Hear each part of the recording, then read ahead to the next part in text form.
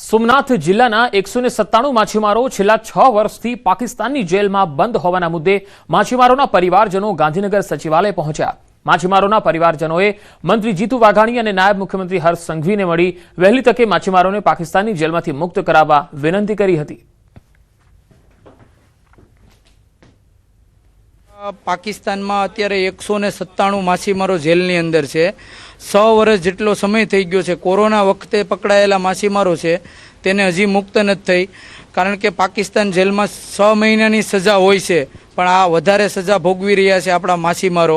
તો સરકારશ્રીને મારી એક વિનંતી છે કે વહેલી તકે અમારા માછીમારોને મુક્ત કરે, કારણ કે જ્યારે ભારતના કોઈ માણસો વિદેશની અંદર મુશ્કેલીમાં હોય, વિદ્યાર્થી હોય કે વીઆઈપી લોકો હોય, તો ભારત સરકાર ડાયરેક્ટ ફ્લાઇટ મોકલીને એમને અહીંયા બોલાવે છે। તો અમારી વિનંતી છે કે અમારે ફ્લાઇટમાં નથી, અમારા માછીમારોને બાય ટ્રેન લાવો, પણ લાવો એવી વિનંતી છે। મારા દીકરા 5 વર્ષથી જેલમાં છે, પાકિસ્તાની જેલમાં।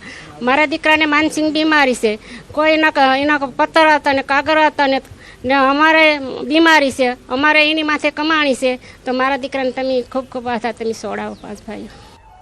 કલોલના સાંતેજમાં એસએમસીના જુગારધામ પર દરોડા। સાંતેજ પોલીસ સ્ટેશનની હદમાં દરોડા પાડ્યા। 11 જુગારીઓની અટકાયત કરાઈ। 24.16 લાખનો મુદ્દામાલ ઝડપાયો। આરોપી દિનેશ ઠાકોર અને મોહસિન ખાન ચલાવતા હતા આ જુગારધામ। બંને વિરુદ્ધ અગાઉ પણ જુગાર અને પ્રોહિબિશનના ગુનાઓ નોંધાઈ ચૂક્યા છે। 11 જેટલા જુગારીઓ પકડાયા છે। 26 લાખથી વધુનો મુદ્દામાલ કાલોલના સાંતેજ વિસ્તારમાંથી પકડાયો છે। એસએમસીએ આ દરોડાની કાર્યવાહી હાથ ધરી હતી।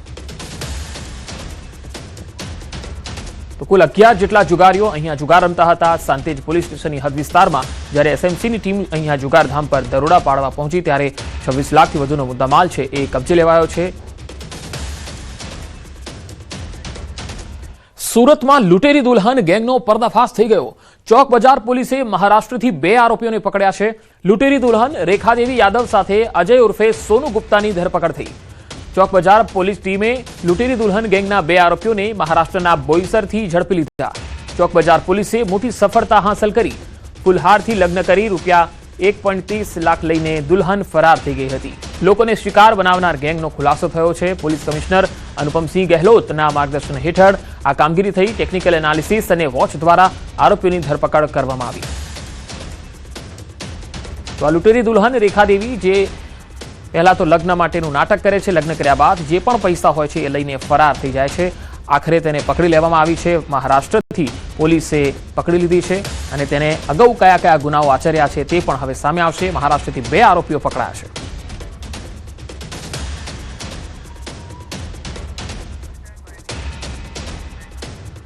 વાત વડોદરાની। વડોદરામાં વણછરામાં ગામ લોકોએ પ્રાથમિક શાળાને તાળાબંધી કરી દીધી। શાળાની શિક્ષિકા પર મારપીટ કરવાનો ગંભીર આરોપ છે।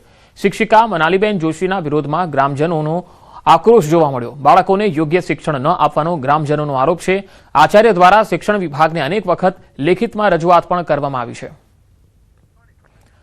વડોદરાના આ વણછરા ગામનો બનાવ છે, જ્યાં લોકોએ પ્રાથમિક શાળાને તાળાબંધી કરી દીધી। અહીંયા શિક્ષક યોગ્ય રીતે બાળકોને ભણાવતા નથી, એટલા માટે વિરોધમાં ગ્રામજનોએ આ વિરોધ નોંધાવ્યો અને શાળાની તાળાબંધી કરી હતી। યોગ્ય શિક્ષણ આપી રહ્યા નથી એવો આરોપ ગ્રામજનો લગાવી રહ્યા છે।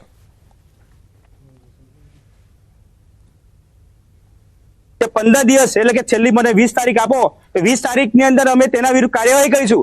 આજે 22 તારીખ થઈ છે, પણ તે છતાંય કોઈ કાર્યવાહી થઈ નથી, જેના લીધે આજે અમને તાળાબંધી કરવાનું ફરજ પડી છે। કચ્છમાં રખડતા ઢોરનો આતંક યથાવત છે। રખડતા આખલાએ વૃદ્ધને અડફેટે લેતા મૃત્યુ થઈ ગયું। રાપર પ્રાગપર રોડ પર આખલાએ વૃદ્ધને અડફેટે લીધો। બાઇક પર ઘરે પરત ફરતા સમયે અડફેટે લેતા ગંભીર ઈજા થઈ। સારવાર દરમિયાન હોસ્પિટલમાં મૃત્યુ થયું। અગાઉ પણ રખડતા ઢોરો અને આખલાઓના કારણે 6 લોકોના મોત થયા છે। તો તમે તસવીરોમાં જોઈ શકો છો કે આ જ રીતે આખલાઓ રસ્તાઓમાં બાજે છે, યુદ્ધ કરે છે અને તેના કારણે વાહન ચાલકોને ખૂબ જ હેરાનગતિ થાય છે। ઘણા લોકો રાહદારીઓ અહીંથી પસાર થતા હોય છે ત્યારે તેમના જીવ પર પણ જોખમ ઊભું થાય છે। રખડતા આખલાઓએ એક વૃદ્ધને અડફેટે લીધો અને તેનું મૃત્યુ થઈ ગયું। ગાંધીનગરમાં કલેક્ટર કચેરી ખાતે બોમ્બ સ્ક્વોડ દ્વારા તપાસ હાથ ધરાઈ। સલામતીના ભાગરૂપે આ તપાસ હતી। કલેક્ટર મેહુલ દવે તેમજ ડિઝાસ્ટર મામલતદારના માર્ગદર્શન હેઠળ આ તપાસ કરવામાં આવી। બોમ્બ સ્ક્વોડના પીએસઆઈ, ડોગ હેન્ડલર સહિત 4 જેટલા કોન્સ્ટેબલની ઉપસ્થિતિમાં આ તપાસ કરવામાં આવી। બે અલગ અલગ તસવીરોમાં આપ જોઈ શકો છો. સલામતીના ભાગરૂપે આ સર્ચ અભિયાન કરવામાં આવ્યું, તપાસ કરવામાં આવી, કારણ કે ઘણી વખત બોમ્બની અફવાઓ પણ ઉડતી હોય છે, બોમ્બ હોવાની વાત મેલથી પણ આપવામાં આવતી હોય છે. સલામતીના ભાગરૂપે આ તપાસ કરવામાં આવી હતી.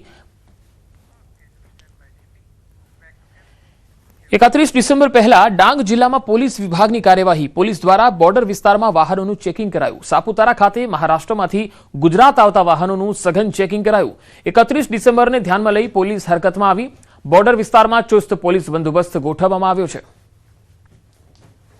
Vehicle checking, drink and drive police દ્વારા કરવામાં આવશે અને બધા બ્રેથ એનાલાઇઝર સાથે ડ્રિંકિંગના કેસ કરવામાં આવશે અને ડ્રિંક એન્ડ ડ્રાઈવના સ્પેશિયલ કેસો કરવામાં આવશે, જેથી ન્યૂ યરમાં કોઈ બનાવ ના બને અને બધાના ન્યૂ યર જો છે આ સેફ રહે, એના સલામતી માટે ડાંગ જિલ્લા પોલીસ જો છે આ સતત પ્રયત્નશીલ છે. અમદાવાદના વાડજ વિસ્તારમાં બિલાડીને ક્રૂરતાપૂર્વક મોતને ઘાટ ઉતારનાર આરોપી રાહુલ દંતાણીની પોલીસે ધરપકડ કરી.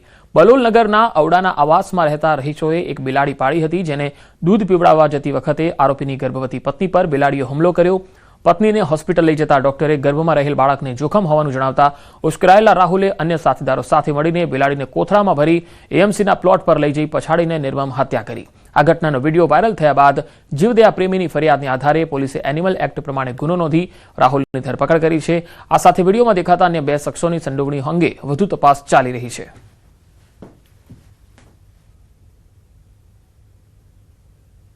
બિલાડી જે હતી તમામની, અને અચાનક એમને કઈ બિલાડીને દૂધ પીવડાવવા જતા એ ભડકી જતા, એના કારણે એમની વાઇફને ઈજા થતા આ બનાવમાં એને વધારે ગુસ્સો આવી જતા એમને આ પગલું ભરેલાની હકીકત આરોપી દ્વારા જાણવા મળેલી છે. અને વિડીયોમાં દેખાતા અન્ય 2 ઈસમો જે છે ફક્ત એમાં કોઈ ગુનામાં એનો ભોલ ભજવેલો હોય રોલ એવું જણાતું નથી. તેમ છતાં હજી વધુ પૂછપરછ કરી અને એની ગુનાની શું ભૂમિકા છે એને આધારે આગળની કાર્યવાહી ચાલી રહી છે.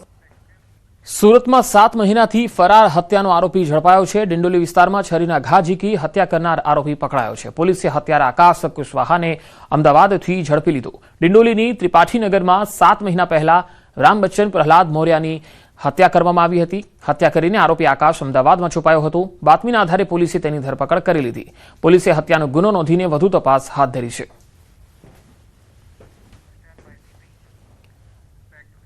પંચમહાલ જિલ્લામાં નર્મદા સિંચાઈ આધારિત કેનાલો જર્જરિત થઈ જવાથી ખેડૂતો મુશ્કેલીમાં મુકાઈ ગયા છે. કાલોલના બાકરોલ ગામમાં નર્મદા સિંચાઈ આધારિત રતનપુરા માઇનોર કેનાલની જર્જરિત હાલત છે. જાડી ઝાખરા વચ્ચે જાણે કેનાલનું અસ્તિત્વ જોખમાયું છે. કેનાલના 0 પોઈન્ટના કૂવાની પાઇપલાઇન તૂટી જતા દરરોજ હજારો લીટર નિરર્થક વહી રહેલા પાણીને લઈ ખેડૂતોમાં રોષની લાગણી છે. ખેડૂતોએ નર્મદા સિંચાઈ વિભાગ સામે આક્રોશ ઠાલવ્યો, સૂત્રોચ્ચાર કર્યા. તંત્રની લાલિયાવાડીને કારણે કેનાલની દુર્દશા થઈ રહી હોવાનો ગંભીર આરોપ લગાવ્યો.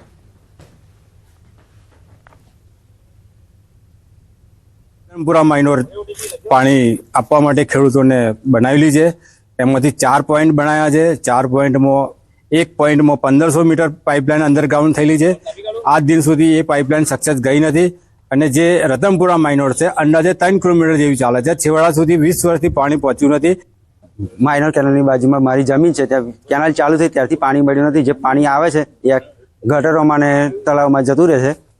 અમને કેટલાય ટાઈમથી પાણી મળ્યું નથી. પંચમહાલ જિલ્લાના કાલોલ તાલુકામાં આવેલા બાકરોલ ગામમાંથી પસાર થતી નર્મદાની મુખ્ય કેનાલમાંથી બ્રાન્ચ કેનાલ અને તેના મારફતે રતનપુરાને જોડતી એક કેનાલ બનાવવામાં આવી છે અને આ કેનાલ મારફતે ખેડૂતોને પાણી પહોંચાડવાનો એક આશય સાથે સરકાર દ્વારા ખર્ચ કરવામાં આવ્યો હતો. પરંતુ આપને સીધા દ્રશ્યો બતાવીશ. આપ દ્રશ્યોમાં જોઈ શકો છો. ખેડૂતોના જણાવ્યા અનુસાર વર્ષોથી આ કેનાલની સફાઈ કરવામાં આવી નથી, જેથી 3 કિલોમીટર લાંબી કેનાલ છે તેના છેવાડા સુધી આજ દિન સુધી પાણી પહોંચ્યું નથી.